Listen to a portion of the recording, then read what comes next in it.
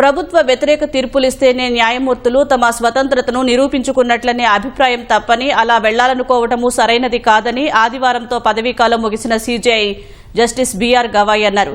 Supreme court ఆవరణలో మీడియాతో ముచ్చటించిన ఆయన, న్యాయ వ్యవస్థపై ప్రజల్లో పూర్తి విశ్వాసం కలగాలంటే దాని స్వతంత్రతను కాపాడాల్సిందేనని స్పష్టం చేశారు. అయితే న్యాయమూర్తులను న్యాయమూర్తులే నియమించుకుంటున్నారని, కొలీజియంపై విమర్శలు ఉన్నాయని, ఆ విషయంలో తాము వ్యక్తుల అభిప్రాయాలను పరిశీలిస్తామని చెప్పారు. నిఘా వర్గాల నివేదికలు, న్యాయశాఖ అభిప్రాయాలను పరిగణలోకి తీసుకుంటామని జస్టిస్ గవాయ్ చెప్పారు.